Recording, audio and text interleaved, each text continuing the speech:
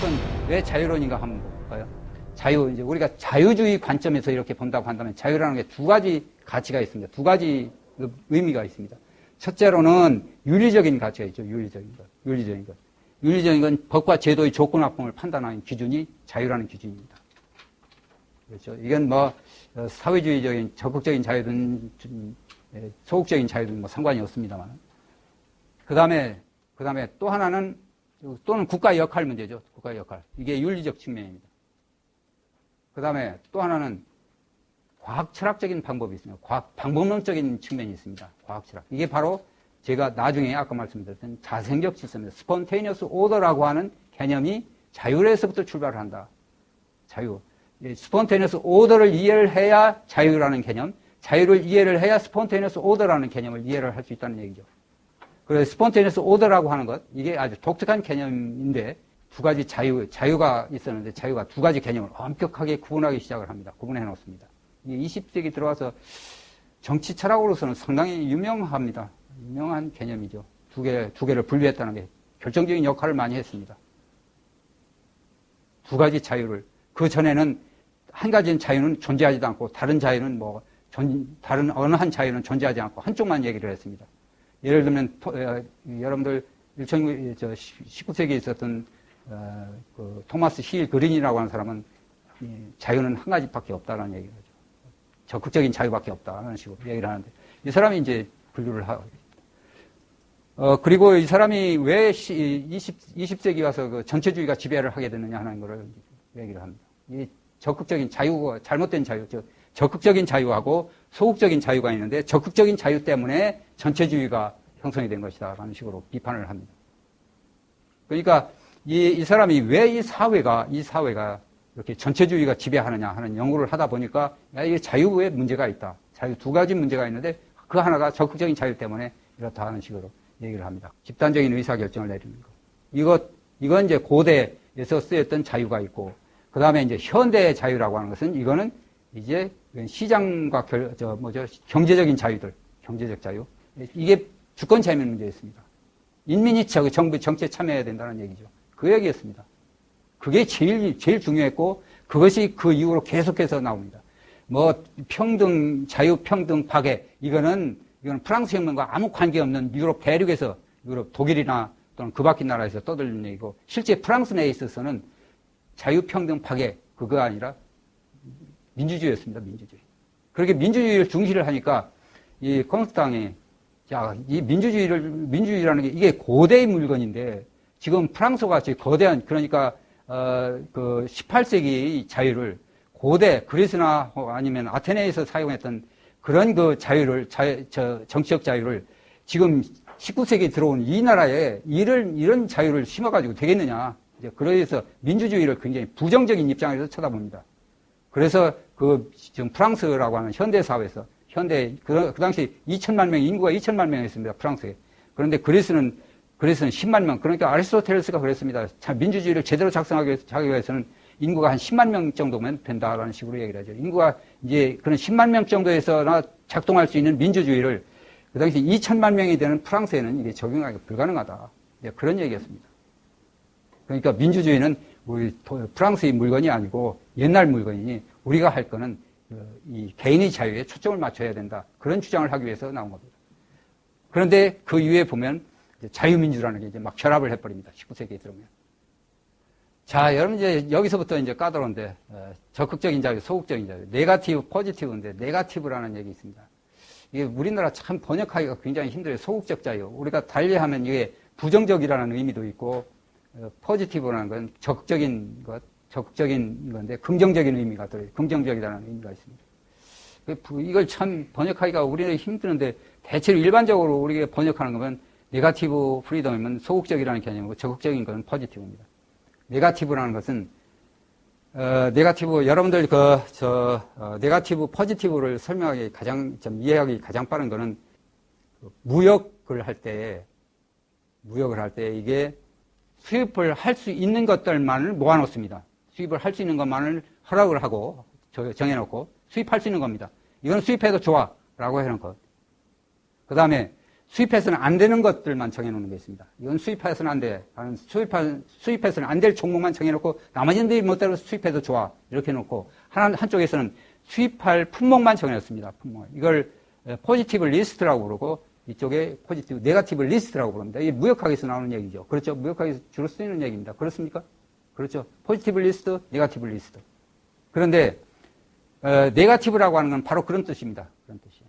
없는 것, 되지 않는 것만을 금지시켜놓고 나머지 거는 멋대로 마음대로 해도 좋다는 뜻이고, 그 다음에 포지티브는 이것만을 해라라는 뜻입니다. 이 자유라고 하는 것도 그렇습니다. 자유라는 개념도 역시 네거티브라고 하면 무엇이 없는 상태. 그러니까 강제가 없는 상태. 자유주의에서 가장 유명한 자유의 개념이 강제가 없는 상태입니다. 강제가 없는 상태다. 이게 하이에크가 주장하는 저도 뭐 하이에크의 그 주장이 옳다고 생각을 해요. 강제가 없는 상태다. 거짓이나 거짓말을 한다거나 좀 사기, 기만이 없는 상태죠. 사기, 기만이나 강제는 똑같은 의미, 똑같은 결과를 가져오기 때문에 똑같이 식으로 하는데 사기, 기만, 강제가 없는 상태다. 없는 상태. 이게 네거티브입니다. 그리고 모든 자유주의자들은 모든 디파인을 할 때 항상 네거티브하게 디파인을 합니다. 네거티브하게. 예를 들면 정의라는 것도 정의가 무엇이냐? 정의롭지 않은 행동입니다. 정의롭지 않은 행동을 정의가 무엇이냐를 대표합니다. 네거티브한 거죠. 그렇죠? 법이라는 것도 그렇습니다. 법이 뭐냐는 것도 마찬가지입니다. 네거티브합니다. 네거티브한 것. 네거티브하게 정의를 합니다. 그 다음에 평화라는 것도 네거티브합니다. 네거티브. 자유, 평화, 정의. 모두가 네거티브하게 디파인합니다. 이게 자유주의 특징이죠. 왜냐하면 그렇지 않으면 인간 행동을 어떤 특정한 방향을 지정해서 그쪽으로 몰고 가는 게 그런 성향입니다. 적적이라고 한다면. 그렇죠. 평화라는 게 이게 평화다 하면 평화를 어떤 특정한 상황을 위해서 사람들 그쪽으로 몰고 가는 거죠. 그러나 네거티브한 거는 이건 안 돼. 나머지는 주인 마음대로 해. 이런 겁니다. 나중에 다시 한번 설명을 할 겁니다. 이 부분에. 여러분들 규제도 네거티브 규제 시스템이 있고 포지티브 규제 시스템이 있습니다. 그렇죠. 오늘 많이 얘기하는 것들이 그렇죠. 그거와 같은 맥락인데 시간이 많지 않기 때문에 중요한 것만을 간략하게 설명을 하겠습니다. 적극적인 자유 1위입니다. 자유. 이건 인간이라고 하는 걸 적극적인 자유라는 게 뭐 다른 거 여기서 한번 볼까요? 인간 행동이라고 하는 거 볼까요? 인간 행동을 결정하는 요인이 있습니다. 요인이 있는데 인간 행동 왜 내가 이렇게 행동을 하지 하는 게 있습니다. 왜 이렇게 사람들이 너는 왜 그런 식으로 행동해? 라고 물으면 첫째, 그 행동을 결정하는 요인이 있습니다. 누가 폭력을 행사하기 때문에, 강제 행사하기 때문에 이런 식으로 행동할 수도 있고, 또는 행동 동기가 있습니다. 이기심이나 이타심, 공공정신, 애국심, 이런 것 때문에 행동 동기 때문에 이런 식으로 행동하거나 저런 식으로 행동합니다. 행동 결정 요인입니다. 그 다음에 무지하기 때문에, 혹은 미신 믿기 때문에 이렇게 행동한다 하는 거 있고, 그 다음에 신체적인 능력이 불구라든지 키, 날개, 이런 것들. 이런 것 때문에 이런 것이 없기 때문에 이런 식으로 행동한다. 뭐 이런 식입니다. 재정 능력. 이것도 역시 인간 행동을 결정하는 중요한 요소죠.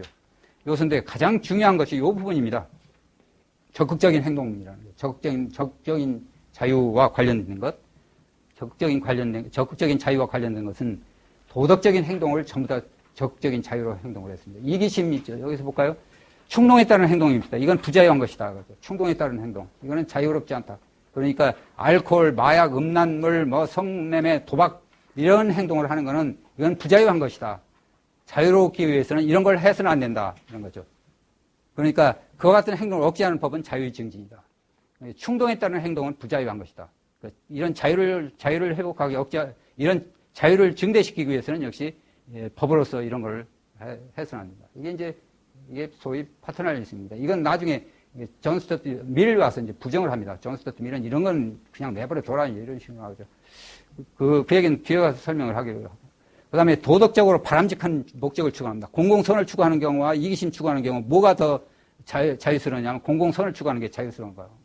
이게 루소나 토마스 힐 그린 같은 사람이에요. 토마스 힐 그린은 어떤 사람이냐면 여러분들 토마스 힐 그린의 선배가 누구냐면 존 스튜어트 밀입니다. 존 스튜어트 밀이 인류 역사에서 어떤 역할을 했냐면 자유주의의 물결을 사회주의로 돌려놓는데 중요한 역할을 한 사람입니다. 존 스튜어트 밀이. 그런데 여기서 더욱더 박차를 가한 사람이 누구냐면 힐 그린입니다. 토마스 힐 그린입니다. 이 사람이 자유는 네거티브한 자유는 없다. 시장에서의 자유가 보통 네거티브한 겁니다. 어떤 특정한 행동을 해서는 안 된다고 나머지 건 다 자유로 내버려 두는 거죠. 예를 들면 약속을 어겨서는 안 된다라는 것, 약속을 어기는 행동, 또는 훔치는 행동, 거짓하는 행동, 또는 등등 이런 그 나쁜 행동이라고 하는 것, 이걸 이제 제거시키는 행동 역할인데, 그런데 그런 자유, 그런 자유, 그러니까 나는 그런 자유는 필요 없는 거다. 그런 자유는 없는 것이 마찬가지다. 예를 들면 레스토랑에 가고 싶은데 난 돈이 없어 못 갑니다. 돈이 못 써. 어떤 사람은 돈이 있어서 레스토랑에 가는데 나는 돈이 없어 갑니다. 못 가는. 이건 이제 자유가 없다는 얘기죠. 자유가 없다. 예, 네거티브 프리덤은 그냥 돈은 없지만 가는데 막는 사람은 없습니다. 내가 가도록 이걸 다리를 걸거나 또는 가지 못하도록 무슨 횡포를 부리거나 그런 행동을 하지만 어쨌든 돈은 없지만 언젠가 돈 있으면 갈 수 있는 자유는 있는 거죠. 돈 없어 가지는 못하지만 그럼에도 불구하고 자유롭다 이런 식으로 했는데 그런 자유는 쓸모가 없다는 얘기죠. 역시 레스토랑에 가고 싶으면 레스토랑에 가서 가지고 가서 식사를 할 수 있는 돈을 가지고 있어야 비로소 자유롭다. 이게 적극적인 자유와 똑같습니다. 그래서 이제 그런 식으로 해서 그린이라는 사람이 이 시장에서의 자유라고 하는 건 이건 쓸모없는 것이고 포지티브한 적극적인 자유 개념이다. 그래서 토마스 그린이 복지정책을 도입하는데 결정적인 역할을 했습니다. 영국의 복지정책. 복지정책이 돈 없는 사람한테 돈을 넘는 사람한테 돈을 주어서 그 사람의 자유를 증진시키는 방법이죠. 이와 같이 이사야 버린이라고 하는 사람은 적극적인 자유를 이와 같이 설명을 해줍니다. 그래서 이사야 버린이 적극적인 자유를 옹호한 사람은 결코 아닙니다. 이게 적극적인 자유 때문에 결국은 전체주의가 등장을 했다는 얘기죠. 여러분 보십시오. 이게 루소 같은 그린 사람들, 이런 사람들 보면 전부 다 이게 이기심 전부 다 억제시키는 겁니다. 공공선을 추구하는 거죠. 일반 의지라고 하는 것도 전부 다 사실은 루소의 일반 의지라고 하는 것도 사실은 이게 공공선이죠. 공공선입니다. 공공선이 뭐냐? 결국은 평등주의입니다. 평등. 소득 재분배하죠. 소득 재분배하라는 얘기입니다. 사유재산을 억제하라. 사유재산 사용을 억제하는 것. 이런 것들입니다. 그러기 때문에 이런 적극적인 자유라고 하는 것은 자유를 제약하고 전체주의로 들어가야 된다라는 걸 지적을 해준 거죠. 적극적인 자유 2가 하는데 이거 복지국가인데 아까 설명했던 겁니다. 재정적 능력으로서의 자유입니다. 재정적 능력으로서의 자유. 돈이 있으면 가난한 사람은 자유가 없으니까 돈을 줘야 된다. 이게 이제 막스주의라든지 사회주의자들이 주로 많이 사용하는 자유 개념입니다. 재정 능력. 가난한 사람은 부자유스럽고 부자는 자유롭다. 그러니까 자본주의에서 빈부의 격차가 있기 때문에 이게 도대체 이거는 자본주의에서는 자유라는 건 가진 사람의 자유일 뿐이지 못 가진 사람의 자유는 아니다. 자유는 달리 개선을 다른 방법으로 적극적인 개념으로 해야 된다. 가난한 사람이 돈이 있어야 자유롭기 때문에 그 사람들한테 돈을 줘야 된다. 하는 얘기가 똑같습니다.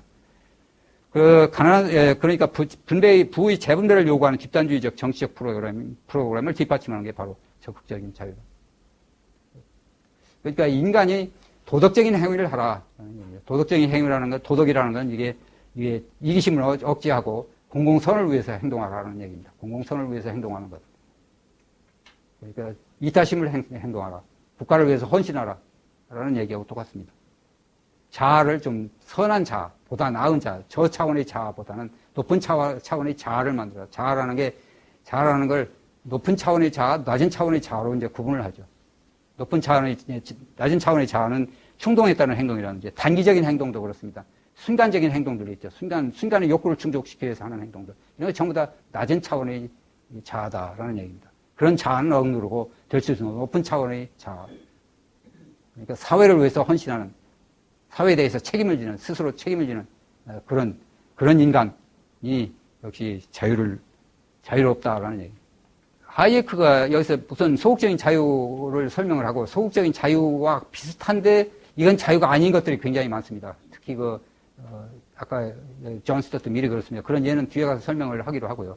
또 그 다음에 아까 얘기했던 이사야 버린의 자유 개념도 있는데 소극적인 자유 개념임에도 불구하고 이게 보면은 이게 자유가 아닌 그런 게 있습니다. 그래서 우선 적극적인 하이에크의 자유 개념부터 설명을 해봅시다. 하이에크의 자유 개념은 강제, 강압, 사기 등이 없는 상태입니다. 사기. 그러면 강제라고 하는 개념인데요. 강제라는 개념이 이게 정말 어렵습니다. 폭력을 행사하는지, 남의 재산을 훔친다든지, 폭력을 행사하는지, 또는 사기 기만을 한다든지, 뭐 이런 거는 쉽게 우리가 할 수 있지만, 여러분들 갑을 문제에 관해서 이게 강제냐 아니냐를 분간하기는 정말 힘이 듭니다. 자유의 개념, 누가 했더라도 자유 개념을 얘기를 했던 사람들이 자기 것이 가장 훌륭한 것이고 이게 본보기가 돼야 된다라고 주장하지는 않습니다. 그냥 내 자유는 이런 식으로 생각을 한다는 식이지. 그럼에도 불구하고 학자들이 얘기한 것 중에서는 제가 보기에는 하이에크에게는 강제 개념이 제일 그래도 무난한 것이 아니냐. 예를 들면 여러분들 라스바르트라고 하는 무정부주의자가 있습니다. 라스바르트. 무정부주의자. 이 사람은 넌 어그레션입니다. 공격이 없는 경우 이걸 자유로 보는데 이렇게 되면 블랙메일 같은 게 있습니다. 협박하는 게 있죠. 협박, 위협을 하는 거. 이걸 그럼 어떻게 취급을 해야 될 것이냐 하는 문제가 생깁니다. 협박, 위협 같은 경우는 강제 개념으로 충분히 할 수 있습니다. 그 다음에 자유라고 하는 것들이 인간과의 관계라는 얘기입니다. 인간과의 관계에서의 자유뿐이지, 아까 얘기했던 적극적인 자유 개념에서는 인간과의 관계가 아니었습니다. 그렇죠? 이기심을 억제하라, 도덕적인 행위를 하라라는 얘기는 도덕적인 행위를 하는 것이 자유롭다. 아니면 자기 자신이 이기심을 억제하는 것이 자유롭다라고 하는 것은 이건 심리적인 것이지, 어느 한 인간이 다른 인간에 대한 타인 지향적인 행동이 아닙니다. 그건. 그렇죠? 그건 인간 내적인 문제입니다. 인간 내적인 문제. 그렇죠? 그 자유라고 하는 것은 언제든지 인간과의 관계이지, 심리적인 문제는 아니다. 이게 우리가 사회과학에서 다뤄야 할 문제죠. 자유라고 하는 것은 인간과의 관계다. 자유가 아닌 행동이 있는데, 이 부분은 그냥 넘어가도록 하겠습니다. 왜냐하면, 이게 자유롭다고 하면 자유방임, 방종이라는 뜻, 내 멋대로 허가한다는 거, 이거를 자유로 생각을 하는데 결코 그렇지 않다는 얘기죠. 자유주의를 얘기를 하면 이겁니다. 여기 강제 폭력을 행사하는 것, 허위 광고, 사기, 기만하는 게 이거 전부 다 자유로운 행동은 아니죠. 그 다음에 타인들에게 무례한 행동을 하는 것, 이것도 자유로운 행동은 아닙니다. 타인의 재산 자유를 침해하거나 계약을 이행하지 않는 행동, 이것도 자유로운 행동이 아닙니다. 그 다음에 자신의 행동에 대해 책임지지 않는 행동, 이것도 자유로운 행동이 아닙니다. 이게 자유주의라는 것이 굉장히 높은 도덕을 요구하는 이념이죠. 굉장히 높은 도덕을 요구합니다. 여러분들 이웃집에 어떤 장사하는 사람이 들어와가지고 내 물건이 덜 팔립니다. 이거 그냥 톨러런스를 해줘야 되거든요. 이게 자유거든요. 그렇죠? 여러분들 우버 택시나 보니까 영업용 택시들 막 서로 분쟁하는 거겠죠. 자유주의라고 한다면 우버 택시가 나와서 영업용 택시가 이게 판매고가 수입이 줄어든다고 하더라도 톨러런스를 보여주는 게 이게 자유입니다. 이게 자유인데 그렇지 않거든요. 그러니까 이게 자유라고 하는 것이 지키기가 굉장히 힘이 든다. 굉장히 높은 도덕이 필요하다는 얘기입니다. 자기 절제, 자기 희생이 필요한 게 이게 자유주의입니다. 그걸 그걸 원치 않으면 이건 사회주의로 가는 수밖에 없죠. 이걸 하기 싫으면 사회주의로 가는 수밖에 없습니다. 그래서 자유라고 하는 것은 이게 결코 방종이 아니라 규칙과 결부되어 있다는 게 이게 아주 자유주의자들의 특징입니다. 소극적 자유, 정치적 의미 간략하게 설명을 할게요. 개인만이 행동한다라는 게 생각하는 존재. 여기에 이런 사람, 개인에게만 자유냐, 부자유냐를 얘기를 하지, 일반 집단에게는 자유냐, 아니면 부자유냐, 이거 설명을 할 수 없습니다. 여러분들 우리나라 독립하는 거 있죠? 우리 독립. 일본으로부터 독립이라고 하는 걸 자유로 해석하는 사람들이 있습니다. 이건 틀린 얘기입니다. 자유는, 그러니까 일본으로 독립을 했습니다. 독립운동하는 것. 자유를 위한 운동이냐? 아닙니다, 이거는.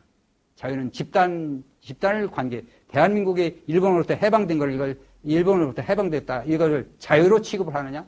이건 독립이죠. 독립일 뿐이지 자유는 아닙니다. 자유는 아니다. 여러분들 1950년대에 전부 각 나라들이 식민지로부터 해방을 합니다. 이걸 다 자유로 취급을 했습니다. 그런데 그건 자유가 아닙니다. 해방이거나 아니면 독립이라는 의미가 정하지 자유라는 말은 안 된다. 자유라는 것은 개인만에 해당됩니다. 인간 개인입니다. 여러분들 해방이 됐지만 해방을 자유라고 본다고 한다면 해방됐습니다. 해방된 나라들 여러분들 제3세기 보십시오. 해방돼가지고 뭐 했습니다. 다 독재국가죠. 다 독재국가였습니다. 한국만 비교적 그렇지 않았죠. 다른 나라들 다 독재국가였습니다. 그러니까 해방됐다고 해서 그게 자유라고 볼 수 있는 건 아니죠. 식민지라고 해서 이게 자유합니다. 홍콩 보십시오. 홍콩 식민지였습니다. 얼마나 자유가 많습니까? 식민지는 이게 자유롭지 못하다라는 얘기.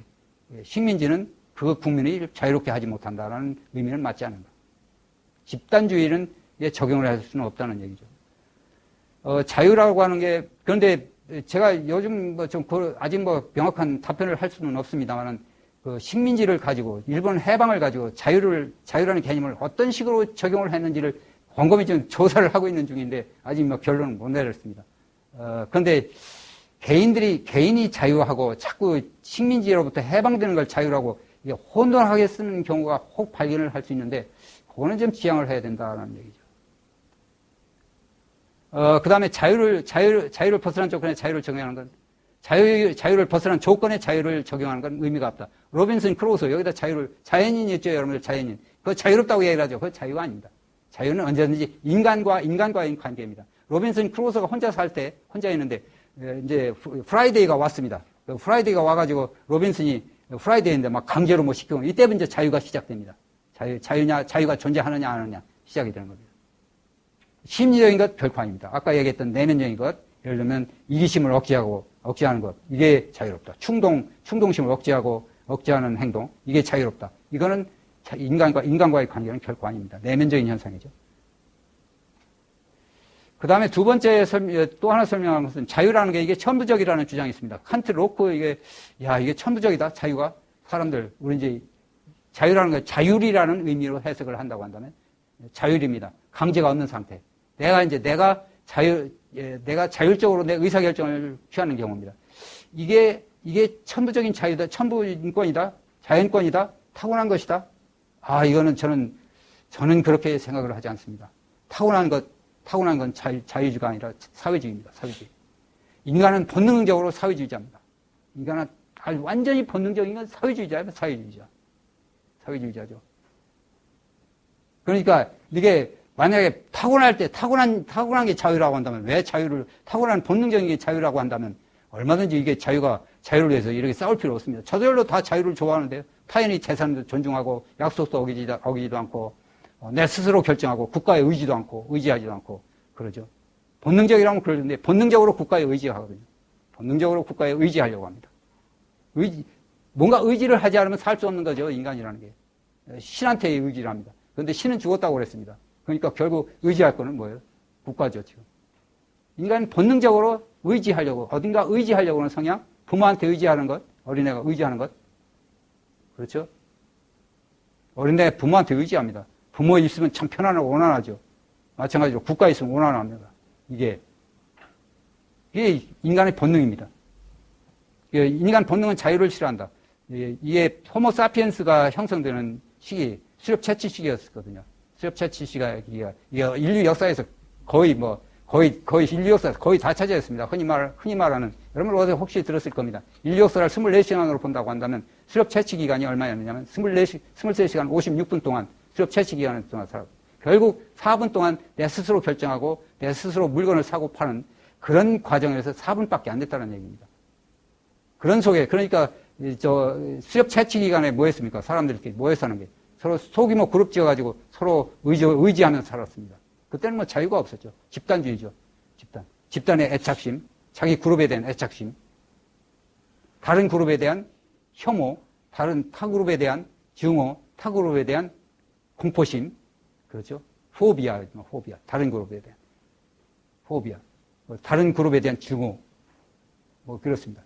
그 다음에 자유라는 가치 원천, 이 자유라는 가치 원천은 이게 인간 이성의 창조물도 아닙니다. 인간 이성에 의해서 자유를 창조했다? 인간 이성은 그렇게 발달이 안 됩니다. 이 자유라고 하는 건 문화적 진화였습니다. 문화적 진화는, 여러분들 이거 책을 읽는 거 있죠? 책 읽는 거. 읽고 쓰기, 말하기. 이거 전부 다 후천적으로 배웁니다. 마찬가지로 자유라는 개념도, 자유를 기초로 하는 도덕규칙들, 아까 있었습니다. 아까 도덕규칙들이 있었죠. 문화적 진화의 결과죠. 문화적 진화. 생물학적 진화는 후천적으로 배워 습득한 겁니다. 후천적으로. 그래서 이게 인간의 이성에서 만들어진 것도 아니고, 그래서 자생적 진화, 즉, 문화적 진화의 결과다. 생물학적 진화의 결과인 본능적 심성은 이런 이런 도덕규칙을 파기를 하죠. 자유를 파기하는 게 이게 결국은 생물학적 진화의 결과인 본능적 심성입니다. 이제 이사야 벌린의 개념을 한번 우리가 지금까지 배웠던 것과 간략해서 이제 같이 한번 비춰봅시다. 이사야 벌린이 그렇게 얘기합니다. 자유는 인간이 자신의 욕구를 충족하는데 장애물이 없는 상태입니다. 여러분들 여기서 중요한 게 자신의 욕구를 충족하는 겁니다. 충족하는 건데에 대해서 장애물이 없습니다. 한번 생각을 해보십시오. 이게 좀 면밀히 따져봐야 됩니다. 이 철학자의 얘기들은. 한참 고민을 해야 돼요. 네. 그러니까 자유가 뭐예요? 자유가 욕구 만족에 함수입니다. 욕구가 충분하면 욕구가 충족되면 충족될수록 그만큼 자유가 더 커진다는 얘기입니다. 그렇죠? 그렇죠. 인간이 자신의 욕구를 충족하는 겁니다. 충족하는데 장애물이 없다면 자유라는 건 욕구 만족의 함수로 볼 수 있는 거죠. 정부가 재분배에 의해서 욕구 충족이 증가하면 그만큼 자유가 됩니다. 여러분들 또 하나 예를 들어볼까요? 뭐가 있느냐면 또 하나 들은 것이, 이거 하나 봅시다. 로크의 형무소 예를 들어볼까요? 형무소. 존 로크가 형무소 예를 들으면서 자유를 얘기를 합니다. 어떤 사람이 형무소에 이제 죄수가 잡혀왔습니다. 죄수가.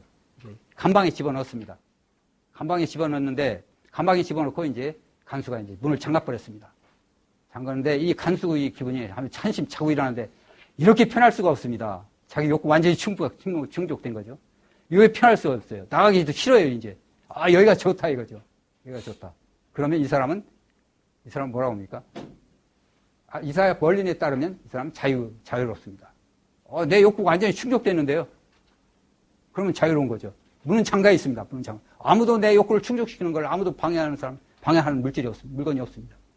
충족된 겁니다. 문은 잠가 있습니다. 그럼에도 불구하고 나는 욕구 충족. 아주 편하고 좋습니다. 참 실컷 짜죠. 아주 편하죠. 이게 자유라고, 이제 이런 사람은 이사야 벌린이 이걸 자유라고 봅니다. 그런데 이게 이제 자유는 아니죠. 이거는 자유가 아니라 자유라고 하는 것은 이제 선택을 할 수 있어야 됩니다. 죄인이 하나 있습니다.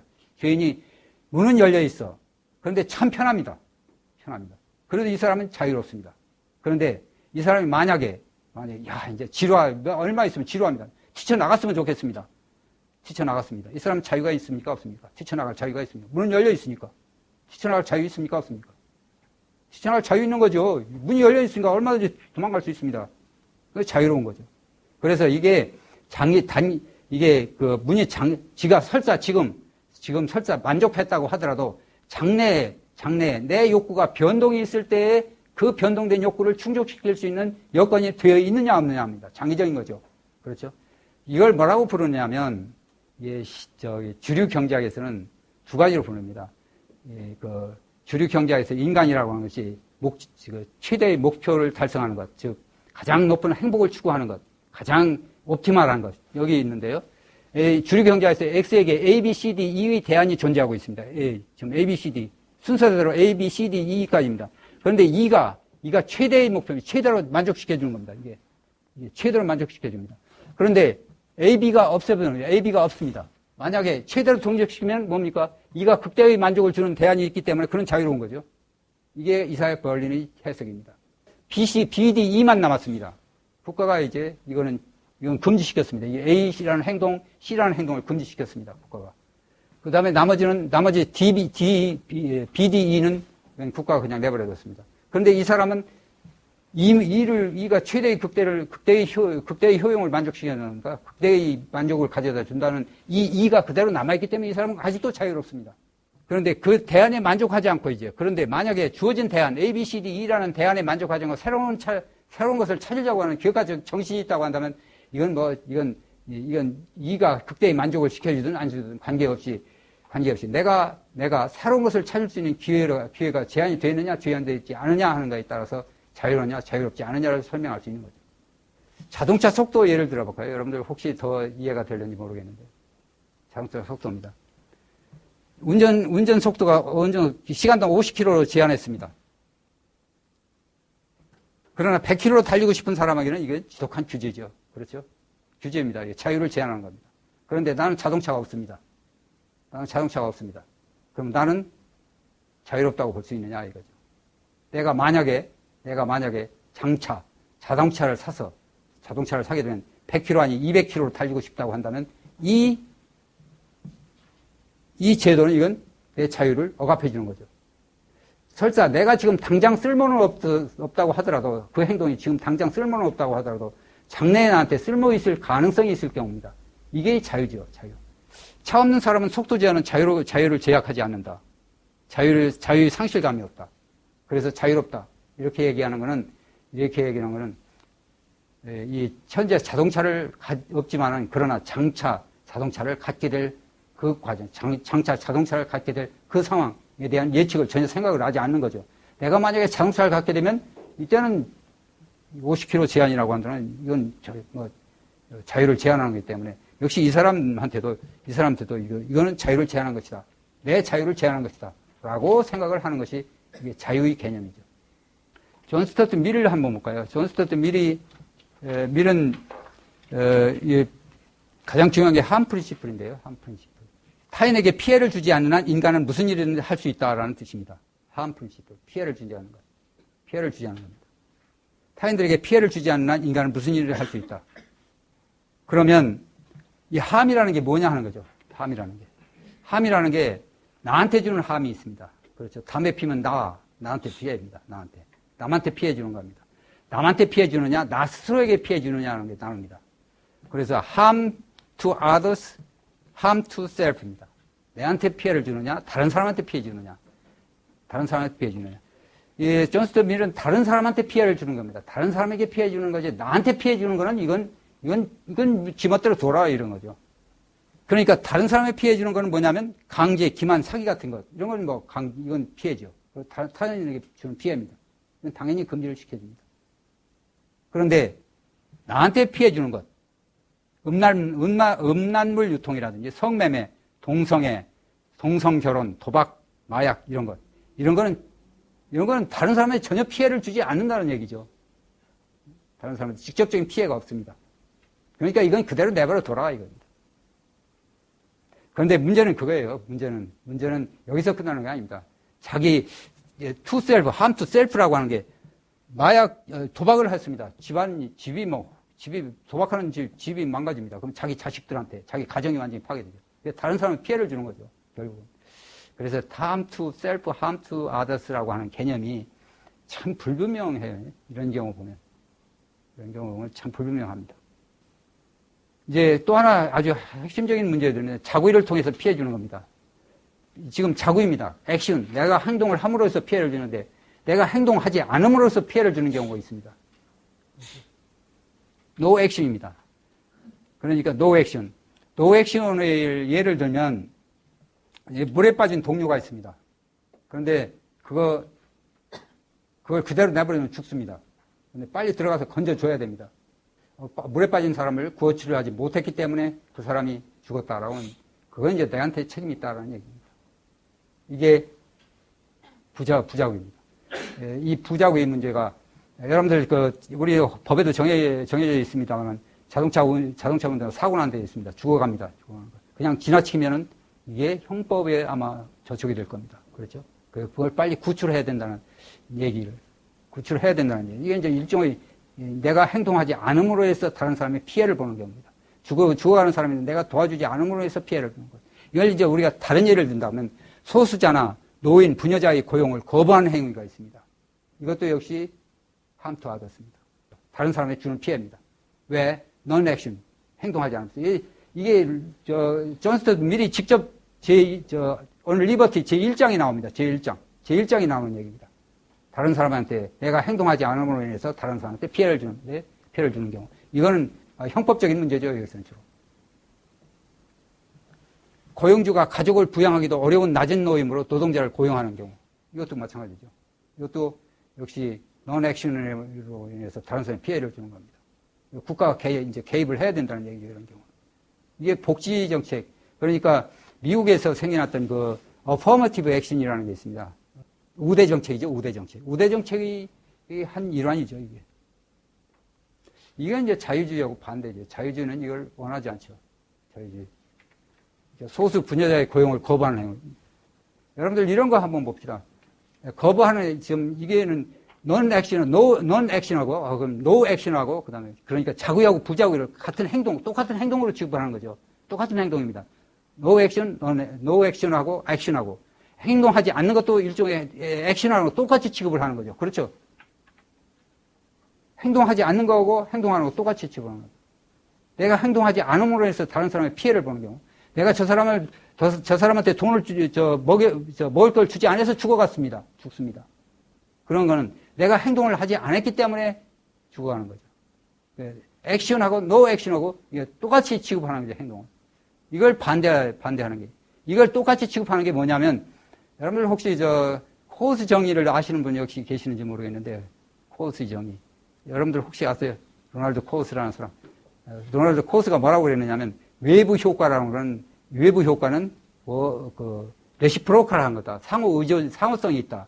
내가 담배를 피우는 것은 남한테 피해를 주고, 옆에 있는 옆에 있는 사람 때문에 내가 담배를 못 피우는 것도 나한테 피해를 주는 거다. 이런 식으로 봅니다. 그렇죠? 피해가 서로 상호적인 거죠. 상호적인 거. 여러분, 층간소음이 있습니다. 층간소음. 위층에 떠들면 밑에층 시끄럽습니다. 그런데 밑에층 때문에 위층이 떠들지 못하면 역시 아래층 때문에 위층이 놀지 못하는 거죠. 그러면 위층에 떠들기 때문에 이쪽에 조용한 시간을 가질 수 없습니다. 이런 식으로 해서 그냥 액션, 노 액션 똑같이 취급을 합니다. 그래서 코스라는 사람은 뭐라고 얘기를 하느냐면, 다른 거 여러분 거래 비용 다 필요 없고, 누구한테 책임을 전가시켜야 되느냐 이렇게 따집니다. 누구한테 전가시켜야 되느냐. 누구한테 전가시키는 게 좋습니까? 누구한테? 예, 액션하고 노 액션하고 똑같이 취급하면 서로 이제 이걸 견뎌야 됩니다. 누구한테 책임을 전가시키는 것이 이게 사회적으로 합당하냐 하는 겁니다. 사회적으로 합당하냐. 이걸 따집니다. 이게 효용, 비효용을 계산하는, 효용과 비용을 계산하는 방법이 바로 이겁니다. 그런데 이제 자유주의자들은 그렇습니다. 자유주의자들은 원칙적으로 액션하고 노 액션은 이건 전혀 다른 차원이다. 다른 차원이고, 그러니까, 노 액션은 책임이 없습니다. 내가 담배를 안 피우는데, 옆에 사람 담배 피우는 사람한테 손에 필 게 뭐 있습니까? 내한테는 아무런 행동하지 않는데. 원래 원인자죠. 소음 원인자. 또는 담배 피는 원인자. 누가 담배를 폈느냐. 그게 이제 책임을 지는 겁니다. 그런데, 이 해역 개념에서 부작위도 역시 피해를 준 것이다. 피해를 주는 것이다. 합니다. 그래서 이 부작위가 자구사이의 비용 편익을 계산을 해가지고 결정을 내립니다. 그건 역시 반자유주의적인 것이죠. 자유들하고 자유가 있습니다. 자유들하고 자유. 복수로 사용되는 경우가 있고, 그 다음에 리버티, 자유라는 건 단수로 사용하고 있습니다. 이게 무슨 의미냐? 여러분들 그런 게 있습니다. 여러분들 대처가 참 철학자거든요. 여러분들 대한민국의 학자들 보면 말이죠. 정치자들 보면 전부 아주 수준 낮은 연설입니다. 아주 수준이 낮습니다. 여러분들 대처나 레이건 대통령이 연설문을 한번 읽어보십시오. 이건 철학자의 얘기입니다. 한 시대의 모든 철학적인 요인들을 다 끌고 가는 그런 현상들이죠. 그 얘기 나옵니다. 하이에크를 읽고 그런 얘기를 했는지, 자유는 단 하나다. 나눌 수가 없다. 복수가 아니다. 얘기합니다. 이제 그 얘기입니다. 복수의 단어로 자유를 표시하는 경우, 자유라는 건 분할 가능하다. 이게 나눠줄 수 있다는 얘기죠. 나눌 수 있다. 자유는 어떤 사람은 어떤 행동을 하게 만들고, 어떤 사람은 자유를 하지 못하게, 그 행동을 하지 못하게 하는 그런 행동과 같습니다. 자, 그래서 이걸 여러분들한테 깊이 설명을 하지 않겠습니다. 간단히 설명을 하겠습니다. 여러분들 아까 설명했던 포지티브 리스트, 네거티브 리스트 있었습니다. 포지티브 리스트, 네거티브 리스트. 무역을 자유로이 수입할 수 있는 물건을, 품목을 미리 정합니다. 요거 범위 내에서만 수입을 해. 하는 건 뭡니까? 허가죠. 이거는 자유가 아닙니다. 이건 뭐예요? 면허입니다. 특혜입니다. 특혜. 그런데 반해서 네거티브 리스트 하는 겁니다. 이런 것만은 해서 이런 것만은 수입해서는 안 돼. 수입해서는 안 될 품목만 정해놓습니다. 나머지 건 얼마든지 수입해도 좋습니다. 이게 이제 자유입니다. 자유. 그리고 복수로 쓰는 자유인 경우에는 자유가 없는 상태죠. 허가입니다. 자유를 허가로 받습니다. 자유를 허용하는 거죠, 허용. 이 행동을 해도 좋아. 저 행동을 해서는 안 돼. 아니면 저 행동을 해, 이런 행동을 해, 저런 행동을 해. 허가죠. 복수를 사용하는 거는, 이거는 자유가 없는 경우에, 자유가 없는 상태에서 자유를 허가하는 경우, 특정한 행동을 허가하는 경우에 타당한 것이다. 그래서 뭐하고 또 그렇느냐면, 여러분들 네거티브 규제, 포지티브 규제라는 말, 여러분들 혹시 여기 뭐 자주 쓰는 얘기인데요. 그렇죠? 규제에도 포지티브 규제가 있고, 네거티브 규제가 있습니다. 포지티브 규제는 할 일만 하라라는 식으로 규제를 하는 경우입니다. 이런 일만 하라라는 식으로 규제하는 겁니다. 이게 포지티브 규제 방법입니다. 그런데 이게 자꾸 규제라고 걸리니까 사람들이 뭐라고 얘기를 하느냐면 네거티브 규제 시스템으로 들어가자. 네거티브 규제 시스템은 일단 해서는 안 될 것만 정해놓습니다. 해서는 안 될 것만 정해놓고 나머지 거는 얼마든지 해라. 그러니까 앞에 있었던 것은 허가죠, 허가. 그게 유럽식 대륙의 법 사고 방식입니다. 대륙식. 미국식에서는, 영미식에서는 할 일만, 해서는 안 될 행동만 정해놨습니다. 그리고 나머지는 지들끼리 해. 그렇죠. 그러니까 규제 시스템이라고 하는 것도 네거티브 규제 시스템이 영미식 방법이고, 그 다음에 하라는 행동만을 정해놓습니다. 하라는 행동만을 정해놓고, 그리고 이제 허가를 내줍니다. 그게 유럽식입니다. 영국이 왜 어디서 탈퇴하려고 했냐면, EU에서 탈퇴했던 브렉시트가 생기는 근본적인 이유도 그겁니다. 이 유럽 문명, 유럽의 법문화하고 영국의 법문화하고 전혀 다른 차원이거든요. 유럽 법문화라는 게 전부 다 이게 포지티브한 겁니다. 뭐뭘 하라, 이런 식이죠. 해야 할 것만 정해놓습니다. 그런데 영국이라고 하는 나라는 해서는 안 될 것만 그냥 정해놓고 나머지는 멋대로 내버려 둡니다. 자유롭죠. 그러니까 법문화적인 차이가 있기 때문에 도저히 이 동네에서 같이 놀 수가 없다는 얘기죠. 같이 놀 수 없죠. 그러니까 나왔습니다. 나와서 이혼하려고 보니까 이게 참 까다로워져 고통을 많이 받는데. 그리고 이게 이제 프랑스 계몽주의와 스코틀랜드 계몽주의 차이점입니다. 스코틀랜드 계몽주의와 프랑스 계몽주의 차이점. 바로 이겁니다. 프랑스 계몽주의는 뭐 할 것만 정해놓습니다. 이것만 하라 이거죠. 그게 굉장히 자유가 억압되는 거죠. 그 다음에 그런데 반해서 스코틀랜드 계몽주의는 하지 않을 것, 해서는 안 될 행동만을 정하죠. 법이라는 것도 그렇습니다. 법도 네거티브한 거죠. 해서는 안 될 행동만 정해놨습니다. 뭐뭘 하지 마라, 이런 식으로 그러죠. 그런데 포지티브, 유럽 대륙의 법이라는 건 이런 목적을 위해서는 이렇게 하라. 저런 목적을 위해서는 저렇게 하라. 라는 식으로 특정한 행동을 지정을 해버립니다. 명령적이죠, 명령. 이게 유럽 대륙하고 영미식하고 전혀 차이점이죠. 그래서 자유라고 하는 게 또 역시 자유들하고 자유하고는 분명한 차이점입니다. 자유가 없을 때 자유들이라는 말을 쓰고 자유가 없을 때 이제 그다음부터는 허가를 해준 거죠. 허가. 자유가 있을 때는 뭐냐면 해서는 안 될 행동만을 정해놓습니다. 그리고 나머지는 자유롭게 해주는 거죠.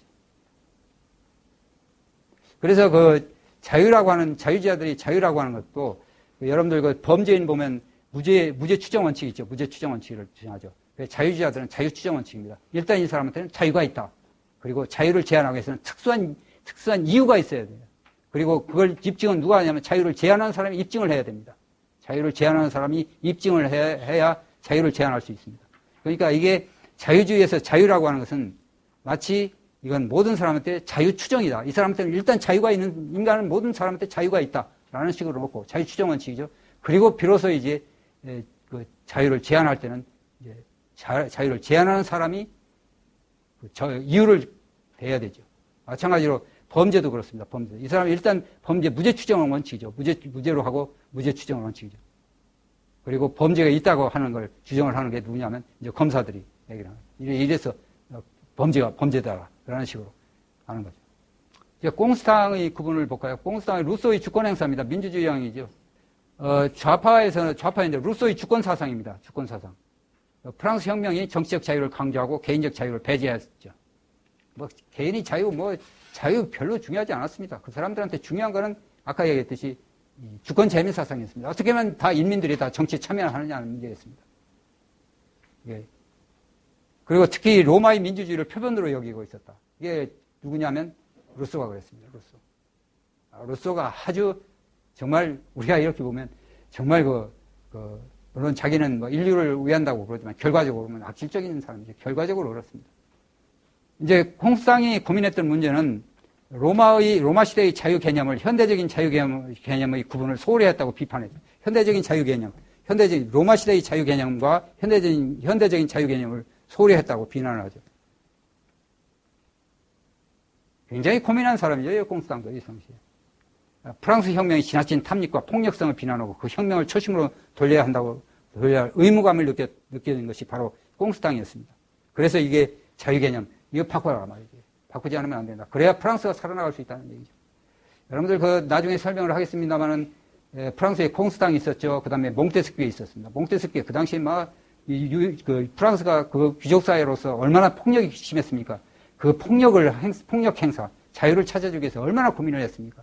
그래서 이게 지금 이 귀족 사회, 이 귀족 사회를 좀 자유를 찾기 위해서는 이게 권력 분립을 했는데 영국에서 우리가 배울 건 영국밖에 없다. 영국에 가서 몇 년간 가서 공부를 합니다. 그렇게 와서 법의 정신이라는 책을 씁니다. 굉장히 고민한 사람들이죠. 프랑스의 그 어려운 시기, 절대군주의, 프랑스의 그 절대군주라는 건 유럽에서 굉장히 유명한 거 아닙니까? 그 폭력들. 그걸 막아내려면 어떻게 해야 되느냐. 영국에서 배우려고 합니다. 그런데 여러분들 똑구비를 보시죠, 똑구비. 19세기 중반쯤 들어오니까 프랑스가 자꾸 이제 민주주의로 들어가거든요. 프랑스 혁명을 통해서 민주화로 들어가거든요. 민주주의가 득세라거든요. 그래서 똑구빌 같은 사람은 이게 지금 우리가 지금 영국에서 배울 게 아니라 지금 미국에 가서 배워야 되겠다고 합니다. 미국에서. 지금 유럽 사회에서는 뭐 배울 게 없단 말이죠. 왜냐하면 다 군주제였거든요. 그 당시만 해도.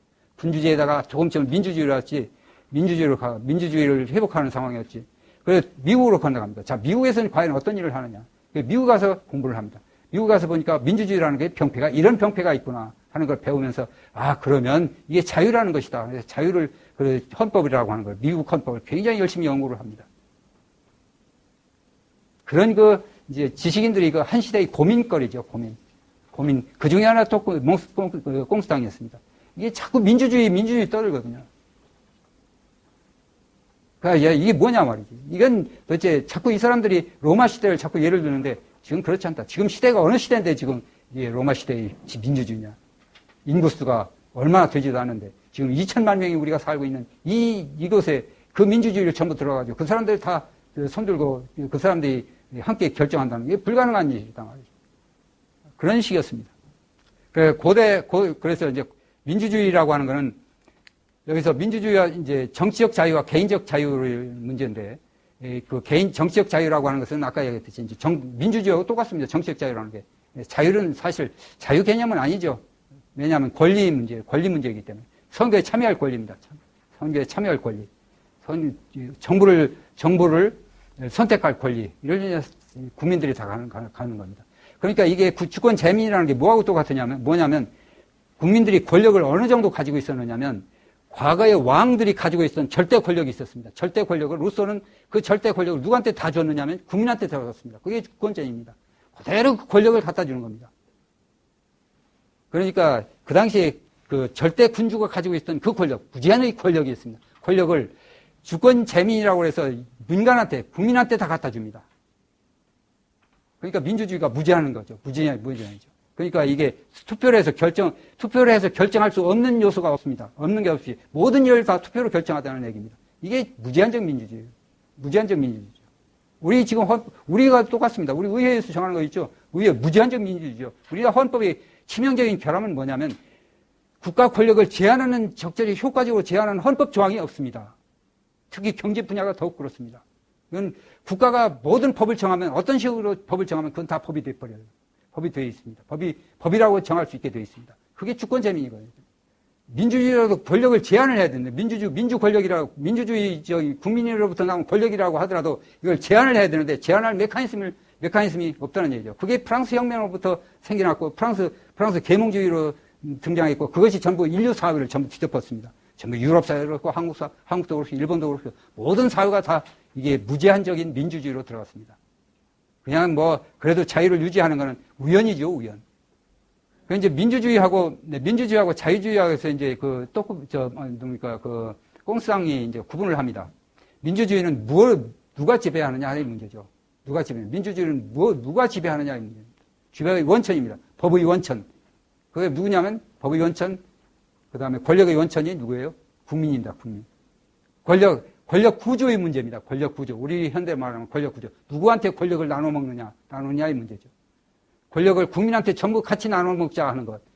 국민끼리 같이 나눠 먹자든지 아니면 권력을 뭐 대통령하고 대통령의 권력을 뭐 의회로 나눠 먹자든지 이런 것들입니다. 이게 상권 분립도 역시 지금 상권 분립도 사실은 그게 권력 나누기입니다. 나누기죠. 권력 분배입니다. 권력 분배. 여러분들 제가 몽테스키의 책을 보면 권력 분립이라는 말을 전혀 안 씁니다. 세퍼레이션 말 안 쓰죠. 디비션이라는 말 씁니다. 나눠 먹는다는 겁니다. 디스트리뷰션입니다. 분배. 그런데 그런 식으로 나왔습니다. 권력 분립.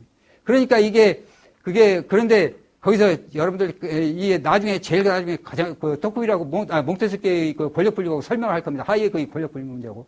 여기서 설명을 한다고 한다면 권력 분립이라는 게 이게 편의 문제입니다. 효율성 문제죠. 입법, 사법, 행정을 하는 게 효율성 문제입니다. 그렇죠? 그리고 누가 책임을 지느냐 합니다. 입법 책임은 입법부가, 행정 책임은 행정부가, 그 다음에 사법부는 사법적인 책임 문제입니다. 책임. 그 책임을 이런 식으로 나누는 것이 굉장히 효율적이다라는 측면입니다. 그런데 효율적인 것 이상으로 중요한 게 있습니다. 중요한 것.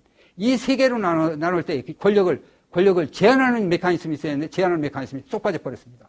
그게 뭐냐면 법의 개념입니다. 법 개념.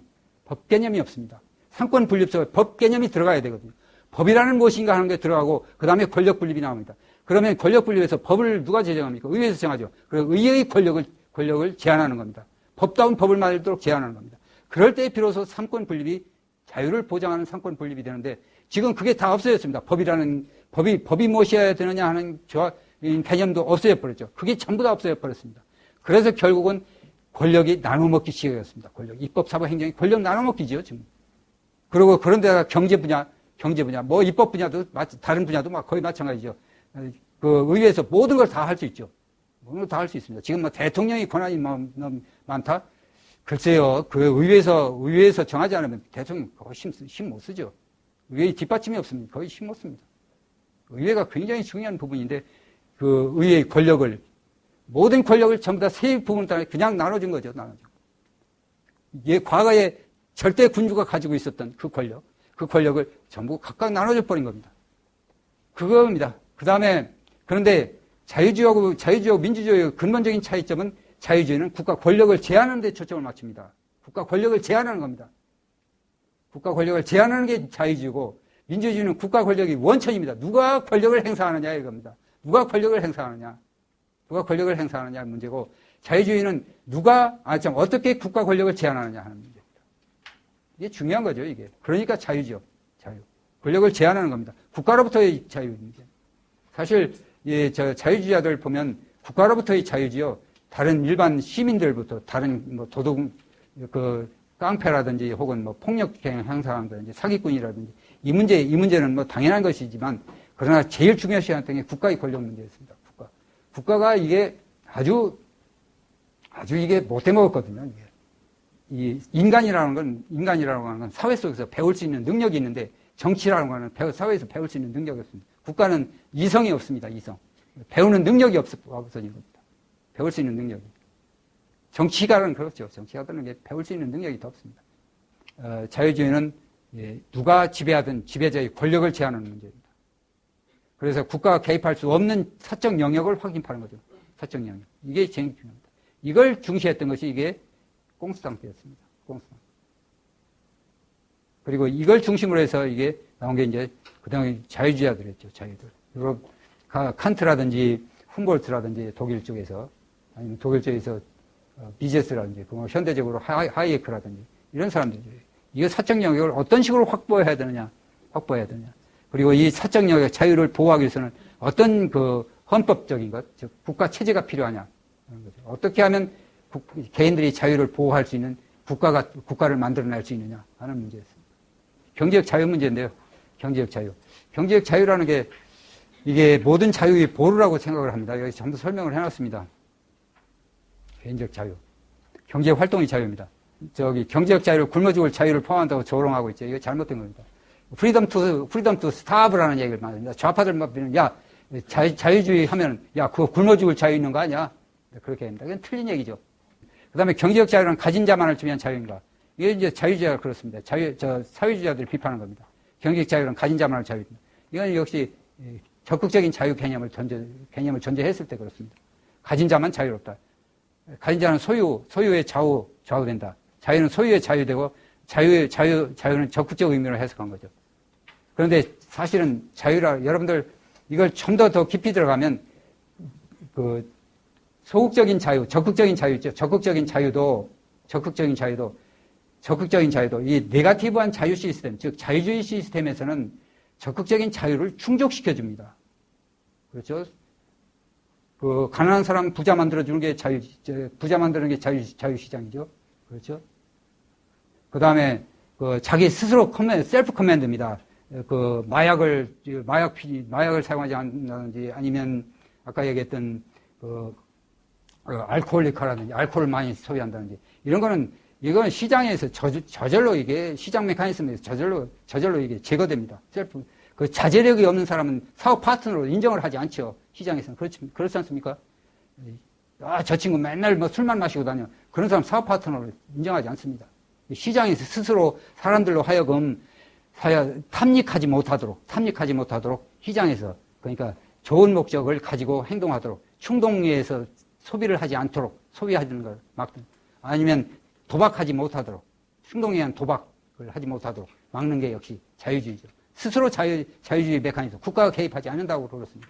그래서 내가 보기에는 네거티브 프리덤을 전제로 하는 시장 경제에만 충실히 이행이 된다고 한다면 적극적인 자유는 저절로 시장 메커니즘을 통해서 저절로 충족된다라는 얘기죠. 그러니까 억지로 네거티브 프리덤, 포지티브 프리덤 나눌 필요는 없습니다. 적극적인 자유를 위해서 국가가 개입할 때는 문제가 있다는 얘기죠. 존 롤스가 그랬습니다. 롤스가 경제적 자유를 굉장히 등한시했습니다. 사회주의자들이 대부분 그런데 사회주의자들이 경제적 자유를 등한시합니다. 이건 물질적인 추구하는 자유이기 때문에 별로 좋지 않고 정신적인 자유, 생각할 자유, 또는 사상의 자유, 아니면 또는 학문의 자유, 종교의 자유, 이와 같은 정신적인 자유 내지는 이걸 흔히 시민적 자유로 하는데 시민적 자유를 중시를 하지 이 사유자산이라든지 개인 경제적 자유를 등한시하는 경우가 있는데 전형적인 사람이 롤스입니다. 존 롤스. 정치체로 유명한 존 롤스. 사유자산권 이거 경제적 자유를 무시했습니다. 여러분들 존 롤스 이 책을 보면 자유라고 하는 자유 목록을 보면 사유자산이 빠져버려 있습니다. 사유자산이 빠져버리고 언론의 자유라든지 무슨 집회의 자유라든지 또는 표현의 자유라든지 이런 자유만 열거했을 뿐이지 다른 이 경제적 자유는 빼버렸다. 그런데 사실은 경제적 자유가 있어야 다른 자유도 보호됩니다. 경제적 자유가 없어 보이시죠? 경제적 자유. 여러분들 보십시오. 경제적 자유 없으니까 언론의 자유도 없어졌습니다. 그렇죠? 이게 하이에크가 본 게 그렇죠. 하이에크가 경제적 자유를 제한하면 모든 인간 삶이 자유롭지 못하다. 종교적인 삶, 정치적인 삶, 일반 시민적인 삶, 이런 삶까지도 모두 파괴하는 것이 이게 경제적 자유를 제거해야 됩니다. 그래서 경제적 자유라고 하는 것은 모든 자유의 보루다. 민주주의도 그렇습니다. 민주주의도 역시 경제적 자유가 있기 때문에 민주주의가 형성이 되는 거죠. 여러분들 경제적 자유가 없는 사회 민주주의가 발달된 나라 보십시오. 있나 보십시오. 여러분 인도 보십시오. 인도 경제적 자유가 없을 때 네루 수상했을 때 그 당시 민주주의 도입됐습니다. 민주주의 엉망입니다. 지금도 그렇습니다. 지금도 경제적 자유가 많이 경제적 자유가 넓혀졌다고 하더라도 지금도 경제적 자유가 없기 때문에 인도 민주주의를 보면 꼴째입니다. 우리 대한민국 민주주의는 프리덤 하우스에서 조사하는 걸 보면 우리나라 유럽 사회, 일본이나 거의 자유도가 거의 비슷합니다. 민주주의 정도가, 발달 정도가. 이게 뭐냐면 경제적 자유라고 경제적 자유가 번창을 했고 경제적 자유를 통해서 이루어진 소득 형성, 즉 부입니다. 부 때문에 역시 민주주의라는 것도 제대로 되는 거죠. 이게 이제 우리나라 그만큼 민도가 높아졌다. 특히 자유를 숭상하는 사람들이 민도가 높아졌다. 그런 의미입니다. 경제적 자유가 없으면 시민적 자유도 제한되고 간섭주의 경제는 언론의 자유도 유축된다. 여기까지 설명을 드리겠습니다. 피해라는 게 그냥 피해라는 게 아주 굉장히 모호한 개념입니다. 예를 들면 어떤 사람이 빨간 머리를 했습니다. 기업들이, 저 친구는 빨간 머리다. 여기 채용 안 해. 자유의 제약이냐. 피해를 주는 거죠. 자유의 제한이냐. 그렇지 않습니다. 그건 자유와 관계가 없습니다. 내가 기업이, 저 사람, 그것도 하나 봅시다. 내가 어떤 여인하고 결혼을 하려고 그러는데, 어느 남자가 폐차해 갔어. 그럼 내가 자유를 줄어든 거냐. 그거 똑같은 거죠. 기회가 줄어든 거죠. 기회가 줄어들지. 기회하고 자유는 서로 다른 차원입니다. 그래서 자유하면 가장 알기 쉽게 하면 강제 없는 거, 강제. 사기, 기만, 폭력, 아니면 방해 놓는 거 있죠, 방해 공작하는 거, 방해 놓는 거. 내가 달리기 하는데 발 거는 것들 있죠. 내가 무슨 일 하는데 방해 공작을 합니다. 못하도록. 이런 경우는 이제 자유의 제한이죠. 물론 자유의 제한하는 경우가 감금되는 경우가 있습니다. 무의도적으로 하는 경우 있습니다. 무의도적으로 코를 쳤다가 코피를 나게 만들었다는 그런 경우. 자유주의자들은 그것도 물론 책임이 있습니다. 그건 자유의 제한입니다. 그런데 자유주의자들은 그런 무의도적인 거에는 별로 그렇게 큰 문제를 크게 생각하지는 않습니다. 의도적인 거죠. 의도적으로 돈 벌기 위해서 사기를 쳤다든지, 돈 벌기 위해서 무슨 폭력을 행사했다든지 하는 경우. 이런 경우는 자유주의자들이 참 아주 민감하게 취급하는. 시민적 자유뿐만 아니라 경제적 자유까지 다 포함되죠. 예, 그렇습니다. 예, 경제적 자유. 경제적 자유는 별도로 취급을 합니다. 경제적 자유는, 왜 경제적 자유를 별도로 취급을 하느냐 하면, 과거의 사람들이 경제적 자유를 무시를 해버렸습니다. 그래서 경제적 자유주의자들이, 프리드만이라든지 하이크라든지 이런 사람들이 경제적 자유를 굉장히 부각시킵니다. 왜냐하면 과거에 칼대를 받았거든요. 심리적 자유라고 하는 거, 거기에 초점을 맞췄습니다. 보통 이제 우리가 구분할 때 세 가지로 나누죠. 하나는 시민적 자유, 하나는 경제적 자유, 또 다른 정치적 자유. 정치적 자유는 투표하는 자유입니다. 시민적 자유는 언론의 자유, 이거 정신적인 거죠. 언론의 자유, 출판 결사의 자유, 종교적 자유. 타인에게, 그런데 자유 제약에 내가 언론의 자유로 해서 다른 사람에게 피해를 주는 말을 하는 게, 그게 이제 자유를 제약하는 문제고, 그게 한 프린시플에 이제 들어가는 거겠죠. 인간이 이제 호모사피엔스가 형성을 될 때 인간의 본능적인 심리가 형성이 되는데, 그 당시 삶이라는 게 어떤 삶이었느냐면 수렵 채취였거든요. 수렵 채취가 어떤 식이었느냐면 서로 어떤 추장이 하나 있으면 추장의 명령에 따라서 이제 수렵하고 채취하고 그랬거든요. 같이 모여 살았습니다. 개인이라는 게 없었습니다. 개인이라는 게 없고 사유재산이라는 게 없었습니다. 그 그룹 내에서는 내 거가 거의 없는 거죠. 같이 나눠 먹고 같이 일하고 같이 공동행동을 했어요. 공동생활이었죠. 공동체였습니다. 진짜 공동체였습니다. 그게 그런 생활을 하는 도중에 그게 본능에 정착돼 버렸습니다. 본능이 정착돼 있고 그 본능이 이제 DNA에 이게 부호화되어 있다는 얘기죠. 부호화되어 있습니다. 그건 뭐 배우지 않아도 인간이라고 하는 거는 끼리끼리 모이는 버릇이 있고 끼리끼리 모인다. 그게 과거에 끼리끼리 모였거든요. 그래서 소규모 사회들이라고 하는 거는 소규모 사회는 언제든지 소규모 사회에서는 서로 도와주고 서로 의지하고 하는 그런 성향이 등장을 하죠. 그러니까 이게 이타심이라는 게 있죠, 이타심. 원래 이타심이 소규모 그룹 사회의 그룹이었거든요. 소규모 그룹에서의 중요한 원칙, 행동 지침이었거든요. 그 다음에 유대감을 갖는다든지. 이런 것들이 소규모 사회에서 아주 중요한 유대감이었거든요. 그렇게 하지 않으면 그 당시 삶을, 그 그룹이 존속할 수가 없었죠.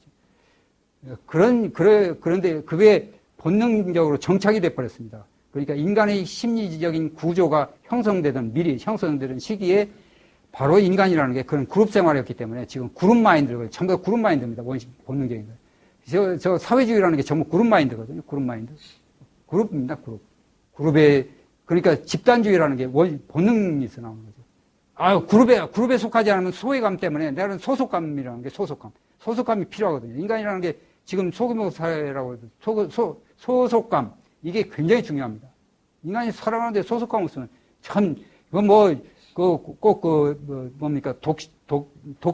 독거동물 있죠. 독거성 동물하고 또 인간은 그렇게 살 수가 없습니다. 그러니까 이게 사람들이, 친구들끼리 모이고, 아마 동창들끼리 모이고, 또는 무슨 학문 공동체, 또는 호비들, 그룹들. 이게 전부 다 이게 그런 원시적인 본능, 그러니까 어디에 소속되고자 싶은 욕망, 이런 것 때문에 형성되는 거죠. 가족도 그렇습니다. 가족이 전형적인 거죠. 가족이라는 게 본능적인 거죠. 본능에서는 가족 생활이라는 게 가족이 위계 질서라는 게 가족 사랑이라고 하는 거예요. 이게 전부 다 본능적인 겁니다. 그러니까 행동이 제약됩니다. 행동 제약됩니다. 그 가족이라는 게 존재하고 있기 때문에 인간들이 다른 사람과의 관계, 이 회사 생활이라든지 이거에서 자기 셀프 커맨드, 자기 절제가 생겨나는 거죠. 가족이 그래서 사회가 운영되는 겁니다. 가족이 파괴되고 가족이 전부 다 없어졌다? 그건 상상할 수가 없습니다. 지금까지는. 어떻게 그때는 어떤 도덕이 생겨날지 모르겠는데 현재로서는 그렇습니다. 현재로서는. 이게 인간이 자유라는 게 아까 얘기했듯이 이게 그 방임 상태, 방종이 아니거든요. 절제를 해야 되거든요. 왜냐하면 절제를 하고 절제를 해야 사회생활이 가능합니다. 자기 절제를 해야 사회생활이 가능하기 때문에. 근데 그 절제를 해야 되는 절제의 중요한 역할을 하는 게 가족입니다. 내가 가족 때문에 온갖 어려움도 참고 견뎌내는 거 아닙니까?